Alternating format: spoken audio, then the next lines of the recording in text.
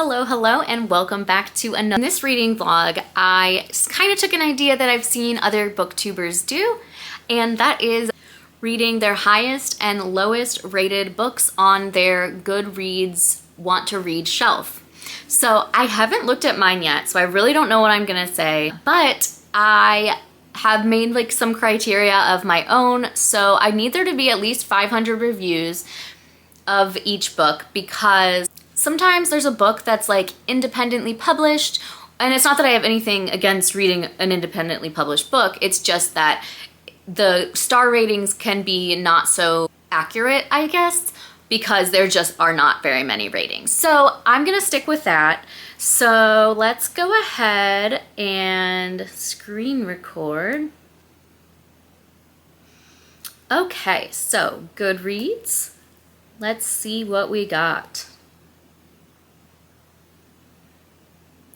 So my books want to read. Oh, and I already have it sorted by that. Look at that. So I'm gonna skip some of these that I want to read that aren't out yet, obviously because I can't really read them now, but also because they only have a couple ratings. So the first one that has more than 500 is The Housemaid's Secret. Okay, that doesn't come out till February, so we're skipping that. The Choice, Embrace the Impossible by Edith Eger. I do already own this book. This was an add-on for Book of the Month a few months back, and this is, I believe, is a Holocaust survivor's memoir, and she was a ballerina and gymnast. So, yeah, I guess that's the highest rated. I'm looking forward to reading that and also finally getting it off my bookshelf. But it does sound really good. It has a 4.58 out of 76,312 ratings. So, seems like it's going to be pretty sad, but also seems like a really beautiful book that will be really interesting to read. And let's reverse it and see that We Had to Remove This Post by Hannah Burvoets is my lowest rated with a 3.04 and almost 12,000 ratings. So this is about a group of young colleagues working as social media content monitors, reviewers of violent or illegal videos for an unnamed mega corporation, who convince themselves they're in control until the violence strikes closer to home. Yeah, this sounds good. I don't know. I'm into it. So hopefully it will be one that I like. So I am going to order this book, and I will see you once I get them in the mail. So I'm on a work trip. Of course I left my camera at home because I didn't think I'd have anything to film while on this trip. I'm in Denver right now. So I ordered the book I didn't already have for this video, but then I was like, maybe we check at the library. And of course it had like a 3-day wait. So I just got it on my Kindle and I am gonna start reading it. I actually just finished like the intro, and I don't know why this has a low rating. This is We Had to Remove This Post. I can't remember the author at the moment, but I'll put the picture here. So far it's basically written as a letter to this lawyer. And this girl is talking about how she used to work in this job at a company called Hexa, where she would have to basically like, I'm guessing this website is something like Reddit where people can post whatever they want, and she's a moderator. So she has to, go through and remove stuff that's like too horrible for people to watch. It sounds like a traumatizing job, and I think it basically is. So basically this lawyer is getting together like a class action lawsuit with a bunch of her old coworkers to sue this company, I guess, for the trauma they went through. And she's like, I don't want to be a part of this. I am not interested, and here's why. And that's basically what the book is going to be. I'm really enjoying it so far. I love books that are written in a different sort of format than just like a narrative. So this case, a letter, epistolary, I think it's called.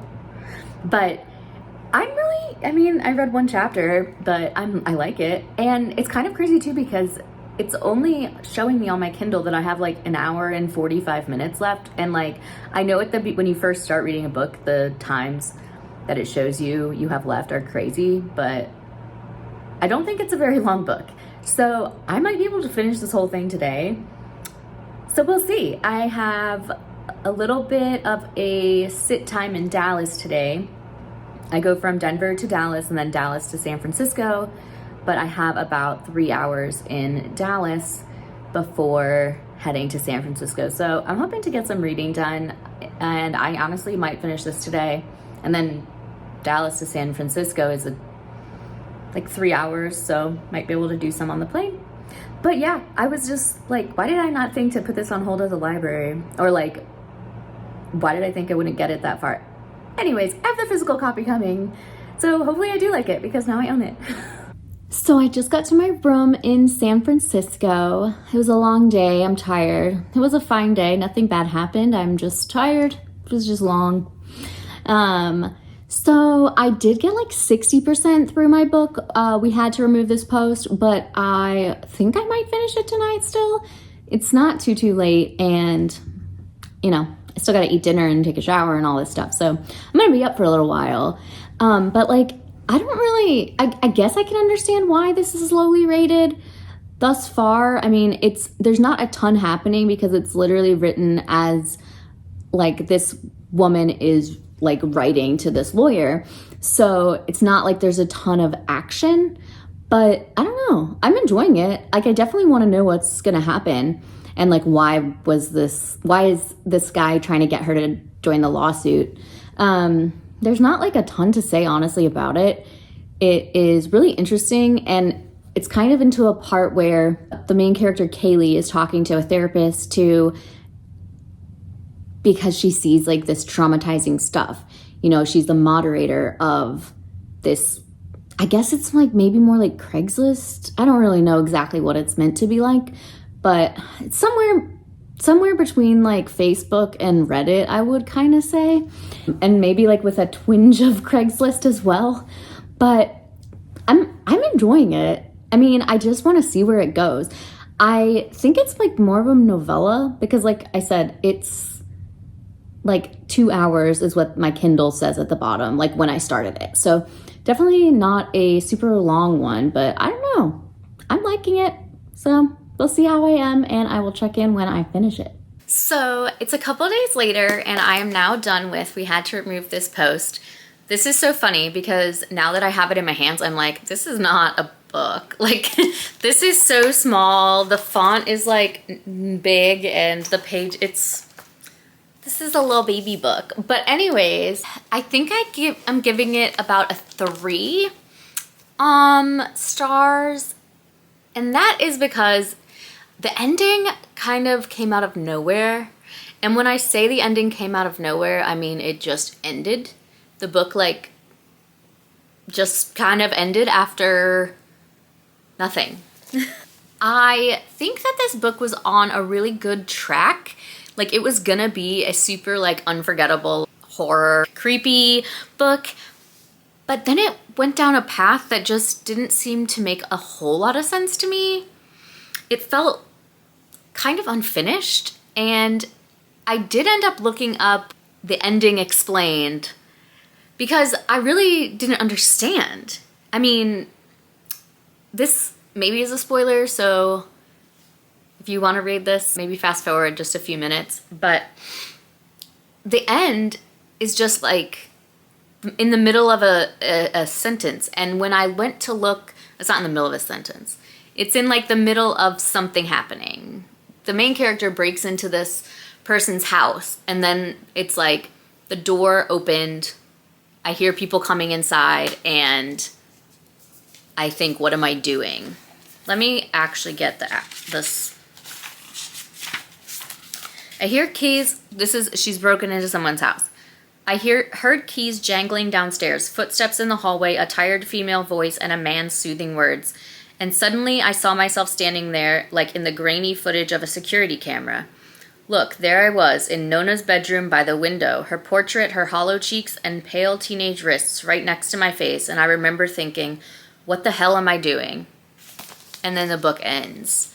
So after looking up an explanation, I did kind of understand and like this more. So throughout the book, we're kind of seeing how Kaylee and her co-workers at this moderator job are becoming like desensitized essentially to the horrors that they see. And like, while nothing is like graphically described in the book, it is pretty clear that what they're seeing is horrible and traumatizing. And so little by little, as they stay in this job longer, they become really used to it and like desensitized and don't even realize how much it's affecting them.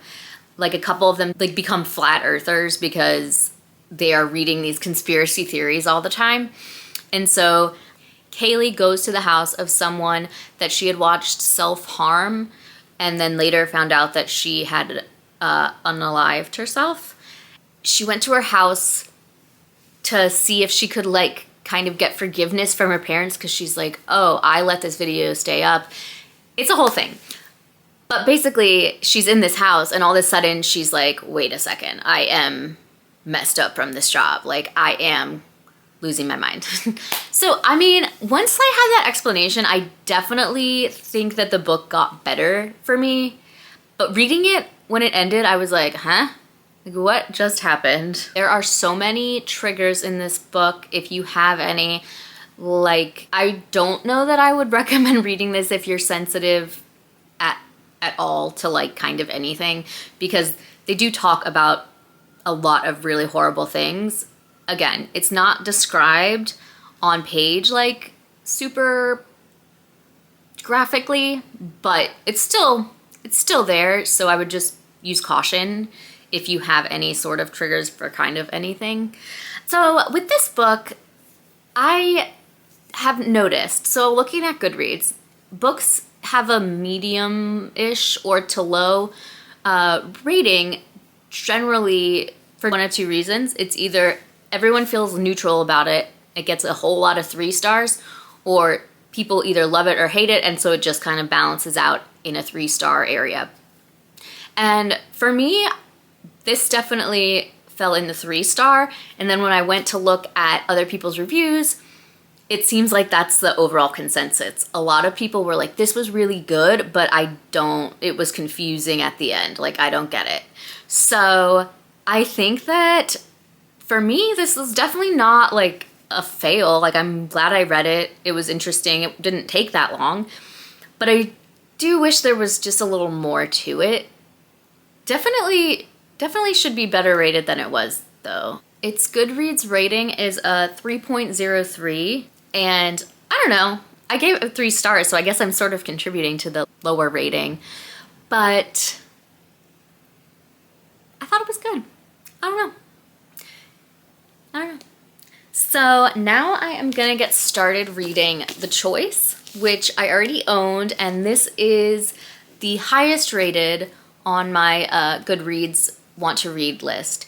I feel a little weird about reading this for that reason, because it is a memoir and it's about the Holocaust. So I know that I can't really have some of like these strong opinions because this is real life, but I'm excited to read it. I've had it for so long, probably at least a year. So I am excited to finally get to it and see what I think. Hello. So I am now reading The Choice by Dr. Edith Ava Eger, and it's so sad. So I know I mentioned briefly that this was a Holocaust memoir, and it sure is. I'm only about 80 pages in, 85, and we've basically gotten through the point of the story where she's been liberated from the camps, but she's like just trying to figure out how to live again. This has been like so heavy, which is to be expected, but I still feel like it's taken a toll on me. I feel like I've been kind of like on the verge of tears the entire time I've been reading this so far, just because like it's so powerful. And my family is Jewish, and much like the author, my mom's grandfather on her mom's side is from Hungary, and on the other side is from Austria. So they came to the United States in the early 1900s. So I mean, granted, that was a good bit earlier than the Holocaust and whatnot, but it still feels so surreal that, like, if my great-grandparents had just made a different choice, I would not exist, for most likely. So, I mean, in no way am I trying to make this reading experience about me personally, but it is always just a little jarring to think about, like, the way things are, and just how the smallest things can make a life so different. So it's interesting too how this book is horribly sad so far, but at the same time, so hopeful. And a lot of, so far, what the author is talking about is how hope truly is what got her through the camp, and what kind of made it possible to survive when it felt like death would have been the easier choice. So it's been pretty moving. So part 1 was all about how her and her family were rounded up and sent to Auschwitz, and who they, their life before that a little bit. And I'm about 2 chapters into part 2, which is kind of about her healing and, like, becoming what she's meant to be, and, like, kind of not forgetting that part of her, but not letting it define her. And then the third part, I think, is about, she's a psychiatrist, and the third part is about patients that she has whose stories kind of emulate hers, but in a different sort of, obviously not in the exact same way. So I think this is going to be incredible. Again, this is like a tough one. I don't see myself reading this very quickly. It's like 275 pages, but I don't know. I feel like it's going to be a little slow goings for me. But who knows? Now that I'm not reading about horrors of concentration camps, I might be able to pick up the pace a bit, but we'll see. And I will check in when I've read some more. So it's a couple hours later. I am now on page 203 of The Choice, and it's still really good. It's definitely sort of taken a turn into, like, self-help land, but it's put in the context of her coming to terms with things in her own life, and how you basically always have a choice to make something better, and that, like, you can't let your circumstances define who you are, which I think is a good message. But it is getting a little, I'm not a fan of self-help. It's getting, like, to be maybe a little bit preachy-ish to me, but that's not a criticism of the book itself. It's just something that doesn't necessarily always appeal to me. I do appreciate what she's saying. I, of course, appreciate her sharing her story. I am enjoying her telling us about some of her patients as a psychiatrist, and how she took basically what she went through in order to treat them. It's a very interesting read. Obviously, it's actually going quicker than I thought, because we are, past some of the really, really heartbreaking stuff. I mean, it's still pretty rough, but what is more heartbreaking than the Holocaust? I'm not sure. So I don't think I'm going to finish this tonight. I do have, like, 70-ish pages left, but it is 10:20 and I haven't eaten dinner yet, so I have to make dinner. I kind of want to do something else for a little while. I've been reading basically all day. Just haven't had much to do. I did take a walk for a while and went to Target, but other than that, I've just been, like, sitting around reading all day, so I need to give my eyes a break. And yeah, so I'll probably finish this tomorrow, and I will check in when I am done. I just finished The Choice, and to me, this was like a 4.5 probably. My only gripes, which aren't really gripes, and I still kind of feel weird even calling them that, based on the fact that this is a memoir. This is someone's story, and their story is heartbreaking, but the parts that I didn't like aren't about her story. It's just about the way that this book was, like, put together. I just didn't really care as much about her patients, and it just kind of slowed things down for me. I kind of found myself skimming a little bit, just because it was a lot of the same information repeated over and over again. But overall, it was great. I see why this has 5-star, or I should say, so many 5-star reviews, and it's got like a 4.5 plus review rating on Goodreads. So yeah, I mean, this was a great book. Definitely a tough one to read, but totally worth it. I would say that this video was a success. I read 2 books that I don't know that I would have picked up otherwise, even though this one had been on my shelf for ages. So this was definitely a fun experiment, and I would love to do another similar sort of video in the future. So if you would like to see that, I would love to know what kind of books you'd want me to read, if there's a different like way to choose them on Goodreads or on any other sort of site. I would love to know how you pick your TBR, and if there's any particular books you would like to see me review, let me know in the comments, because I'm always open to hearing what the people want. So with that, I'm gonna close out this reading vlog. I thank you so much for watching. Like, subscribe if you haven't already. Give this video a thumbs up. Please keep in mind that HarperCollins workers are still on strike with no word from the company, and they have not been willing to sit down. So once again, I implore you to not support HarperCollins at this time. Thanks for watching, and I will catch you in the next one. Bye!